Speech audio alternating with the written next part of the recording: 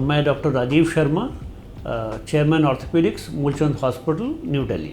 एक बार जब हमने हिप जॉइंट की संरचना समझ ली, एनाटॉमी समझ लिया, तो हमें ये समझना चाहिए कि जो डिसीज़ेज़ हैं जिन वजह से हिप जॉइंट अफेक्ट होता है वो क्या क्या हैं। उसमें सबसे पहला हम डिस्कस करते हैं गठिया या रोमेटॉइड आर्थराइटिस। गठिया एक बीमारी है जो कि शरीर को हर तरफ से इन्वॉल्व करती है। Small joints of the body are affected, यानी कि फिंगर जॉइंट्स या फीट के जॉइंट्स।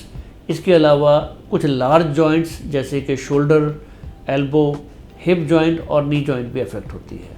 इसमें कॉमनली हिप जॉइंट अफेक्ट होता है। होता क्या है कि इस गठिया के अंदर जो हिप जॉइंट का जो लेयर है, जो कैप्सूल इसको कवर करके रखता है, और इसमें साइनोवियल मेम्ब्रेन होता है, वो साइनोवियल मेम्ब्रेन का डिसीज़ है रोमेटॉइड आर्थराइटिस, यानी कि गठिया। उसमें साइनोवियल मेम्ब्रेन इस जॉइंट को डिस्ट्रॉय करना शुरू कर देता है और उस वजह से ये जॉइंट डिस्ट्रॉय होता है। यहाँ ये इम्पॉर्टेंट है समझना कि रोमेटॉइड आर्थराइटिस एक काफ़ी हद तक ट्रीटेबल डिसीज़ है। अगर सही समय पर आप अपने ऑर्थोपेडिक सर्जन या रोमेटोलॉजिस्ट से बात करते हैं और सही मेडिसिन लेते हैं, तो ये रोमेटॉइड आर्थराइटिस को इससे पहले कि ये आपके हिप जॉइंट या किसी और अन्य जॉइंट को अफेक्ट करे, आप उसको रोक सकते हैं by disease modifying anti rheumatoid drugs. ये आपका है रोमेटॉइड के बारे में। दूसरा डिसीज़ होता है एंकाइलोजिंग स्पॉन्डिलाइटिस। एंकाइलोजिंग स्पॉन्डिलाइटिस में हिप के अफेक्ट होने से पहले दो पार्ट्स अफेक्ट होते हैं, वो है स्पाइन और सैक्रोइलियक जॉइंट, यानी कि सैक्रम और आइलियम जिस जॉइंट को बनाते हैं, ये जॉइंट।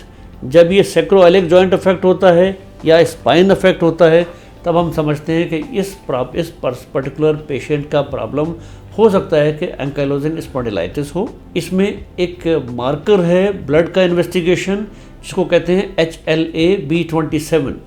अगर HLA-B27 किसी मरीज़ का पॉजिटिव है तो उन केसेस में एंकाइलोजिंग स्पॉन्डिलाइटिस होने की पॉसिबिलिटी बढ़ जाती है। अब एंकाइलोजिंग स्पॉन्डिलाइटिस जिस तरह से ये सैक्रोइलियक जॉइंट को अफेक्ट करता है, उसी तरह से हिप जॉइंट को भी अफेक्ट करता है।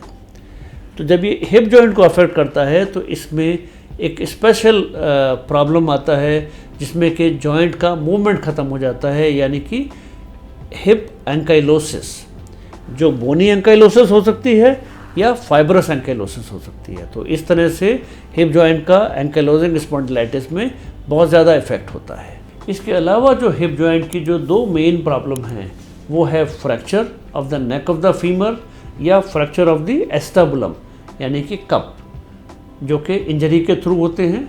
Fracture neck of the femur अक्सर करके एल्डरली पॉपुलेशन में कॉमन होता है और किसी न किसी चोट लगने से होता है, यानी कि कोई सीढ़ी से गिरे तो ये फ्रैक्चर हो सकता है नेक ऑफ द फीमर।